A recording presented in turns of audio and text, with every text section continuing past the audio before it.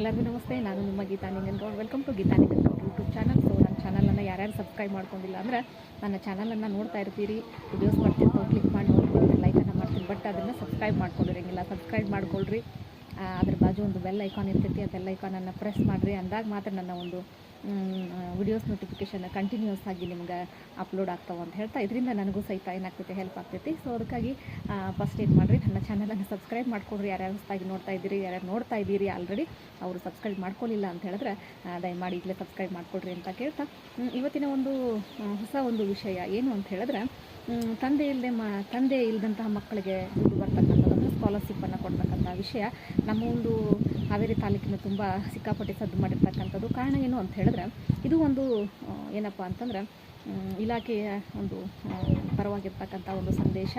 ಆದರೆ ಈ ಒಂದು ಸಂದೇಶವನ್ನು ಏನಪ್ಪ ಅಂತಂದರೆ ಕೆಲವೊಂದಿಷ್ಟು ಮಧ್ಯವರ್ತಿಗಳು ಇದರ ಒಂದು ಸದುಪಯೋಗವನ್ನು ಕರೆಕ್ಟಾಗಿ ಉಪಯೋಗಿಸ್ಕೊಳ್ಳಿಕ್ಕೆ ಬಾರದೇ ಇರ್ತಕ್ಕಂತಹ ವ್ಯಕ್ತಿಗಳಿಗೆ ಏನು ಮಾಡ್ತಾಯಿದ್ದಾರೆ ಅಂದರೆ, ಹಣದ ಒಂದು ಆಮಿಷವನ್ನು ಒಡ್ಡಿ ನಾನು ಮಾಡ್ಕೊಡ್ತೀನಿ, ನಾನು ನಿಮಗೆ ಸ್ಕಾಲರ್ಶಿಪ್ಪನ್ನು ಕೊಡ್ತೇನೆ ಅಂತ ಹೇಳಿ ದುಡ್ಡನ್ನು ಕಿತ್ಕೊಳ್ತಕ್ಕಂಥ ವ್ಯವಸ್ಥೆಯನ್ನು ಮಾಡಿರ್ತಕ್ಕಂಥದ್ದು. ಸೊ ದಯಮಾಡಿ ಏನು ಮಾಡಿರಿ ಅಂತ ಹೇಳಿದ್ರೆ, ನೋಡಿರಿ, ಯಾವುದೇ ಅಪ್ಲಿಕೇಶನ್ ಹಾಕಬೇಕಾದ್ರೂ ಸಹಿತ ನೀವು ಸರ್ಕಾರಿ ಇಲಾಖೆಗಳಿಗೆ ಭೇಟಿ ಕೊಡಬೇಕು.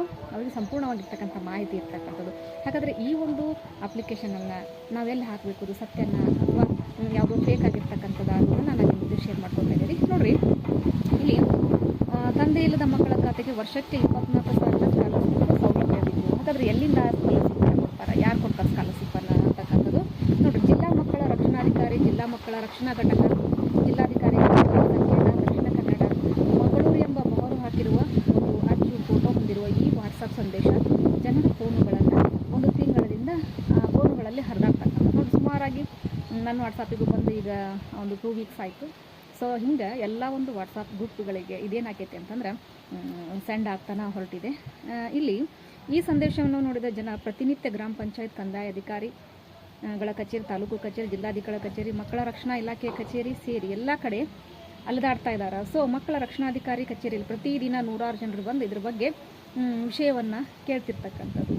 ಹಾಗಾದ್ರೆ ಇದು ಏನಪ್ಪ ಅಂತಂದ್ರೆ ನೋಡ್ರಿ, ಈ ಒಂದು ಸೌಲಭ್ಯದ ವಾಸ್ತವತೆಯ ಬೇರೆ ಇರ್ತಕ್ಕಂಥದ್ದು ಏನು ಅಂತ ಹೇಳಿದ್ರೆ, ಈ ಯೋಜನೆಯನ್ನು 2011ರಲ್ಲಿ ರಾಜ್ಯ ಮಕ್ಕಳ ರಕ್ಷಣಾ ನಿರ್ದೇಶಾಲಯದ ವ್ಯಾಪ್ತಿಗೆ ತರಲಾಗಿರ್ತಕ್ಕಂಥದ್ದು. ನೋಡ್ರಿ, ಇದನ್ನು ಸರ್ಕಾರಿ ಅನುದಾನಿತ ಪ್ರಾಯೋಜಕತ್ವ ಯೋಜನೆ ಎಂದು ಕರೆಯಲಾಗುತ್ತದೆ. ಹಾಗಾದ್ರೆ ಇದು ಸರ್ಕಾರಿ ಅನುದಾನಿತ ಒಂದು ಪ್ರಾಯೋಜಕತ್ವದ ಯೋಜನೆಯಾಗಿದೆ. ಇದರಲ್ಲಿ 2 ವರ್ಗಗಳದಾವ. ಸ್ಕಾಲರ್ಶಿಪ್ಪನ್ನು ಪಡೆದುಕೊಳ್ಳಲು ಏನೇನು ಮಾಡಬೇಕು, ತಡೆಗಟ್ಟುವ ಯತ್ನ, ಸಂಕಷ್ಟಕ್ಕೆ ಈಡಾಗುವ ಕುಟುಂಬಕ್ಕೆ ಜೈವಿಕ ಕುಟುಂಬದಲ್ಲೇ ಮುಂದುವರಿಯಲು ಮಗು ಶಿಕ್ಷಣವನ್ನು ಮುಂದುವರಿಸಲು ಪ್ರಾಯೋಜಕತ್ವ ಬೆಂಬಲ ಒದಗಿಸುವುದು. ನೋಡ್ರಿ, ಆ ಸಂಕಷ್ಟಕ್ಕೆ ಒಳಗಾಗಿರ್ತಕ್ಕಂಥ ಮಗುವನ್ನು ಅದರ ಒಂದು ಬೆಂಬಲಕ್ಕೆ ನಿಲ್ತಕ್ಕಂಥ ಒಂದು ಉದ್ದೇಶ. ಇನ್ನೊಂದು, ಮಗು ಶಿಕ್ಷಣವನ್ನು ಮುಂದುವರಿಸಲು ಪ್ರಾಯೋಜಕತ್ವ ಬೆಂಬಲ ಒದಗಿಸುವುದರ ಜೊತೆಗೆ ಮಕ್ಕಳು ನಿರ್ಗತಿಕರಾಗುವುದನ್ನು, ಸಂಕಷ್ಟಕ್ಕೀಡಾಗುವುದನ್ನು, ಓಡಿ ಹೋಗುವುದನ್ನು, ಬಲವಂತದ ಬಾಲ್ಯವಿವಾಹ, ಬಾಲ್ಯ ಕಾರ್ಮಿಕ ಪದ್ಧತಿ ಮುಂತಾದವುಗಳಿಂದ ಏನಪ್ಪ ತಡೆಗಟ್ಟುವ ಪ್ರಯತ್ನ ಇದಾಗಿರ್ತಕ್ಕಂಥದ್ದು. ಯಾಕಂತ ಹೇಳಿದ್ರೆ ಸ್ಕಾಲರ್ಶಿಪ್ಪನ್ನು ನೀಡಿದರೆ ಏನಾಗ್ತದೆ ಅಂತ ಹೇಳಿದ್ರೆ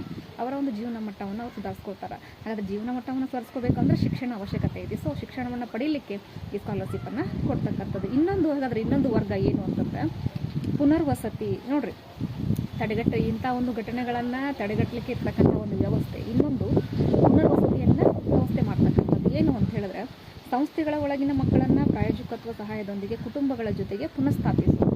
ನೋಡಿರಿ, ಸಂಘ ಸಂಸ್ಥೆಗಳಲ್ಲಿರ್ತಕ್ಕಂತಹ ಮಕ್ಕಳನ್ನು ಮತ್ತು ಕುಟುಂಬ ಜೊತೆಗೆ ಸೇರಿಸಿ ಅವರಿಗೆ ಸ್ಕಾಲರ್ಶಿಪ್ ವ್ಯವಸ್ಥೆಯನ್ನು ಮಾಡಿದಾಗ ಆ ಒಂದು ಕುಟುಂಬಕ್ಕೂ ಸಹಿತ ಇಲ್ಲಿ ಜವಾಬ್ದಾರಿ ಹೊರೆ, ಸ್ವಲ್ಪ ಭಾರವನ್ನು ಕಡಿಮೆ ಮಾಡ್ತಕ್ಕಂಥದ್ದು ಈ ಒಂದು ಇಲಾಖೆಯ ಒಂದು ಏನಪ್ಪ ಆಸೆಯಾಗಿರ್ತಕ್ಕಂಥದ್ದು. ಸೊ ಅದಕ್ಕಾಗಿ ಫಲಾನುಭವಿ ಆಗಲು ಇರುವ ಮಾನದಂಡಗಳು. ಹಾಗಾದರೆ ಈ ಒಂದು ಏನಪ್ಪ ಅಂತಂದ್ರೆ ಸ್ಕಾಲರ್ಶಿಪ್ಪನ್ನು ಪಡೀಲಿಕ್ಕೆ ಏನೇನು ಬೇಕು, ಹಾಗಾದರೆ ಯಾರ್ಯಾರು ಪಡೀಲಿಕ್ಕೆ ಯೋಗ್ಯರಾಗಿರ್ತಾರೆ ಅಂತಂದರೆ, ಈ ಯೋಜನೆಯ ಪ್ರಕಾರ ನೋಡಿರಿ, ಫಲಾನುಭವಿಗಳ ಕೆಲವು ವಿಶೇಷ ಮಾನದಂಡಗಳು ಇರ್ತಕ್ಕಂಥದ್ದು. 2 ಪೋಷಕರು ಕಳೆದುಕೊಂಡ ಮಕ್ಕಳು, 2 ಪೋಷಕರು ಇರ್ತೇ ಇರ್ತಕ್ಕಂಥ ಮಕ್ಕಳು, ಪೋಷಕರು ಕಾರ್ಯಾಗೃಹದಲ್ಲಿ ಜೈಲುವಾಸ ಆಗಿರ್ತಕ್ಕಂಥದ್ದು. ಅದರ ಜೊತೆಗೆ PM ನೋಡ್ರಿ ಇಲ್ಲಿ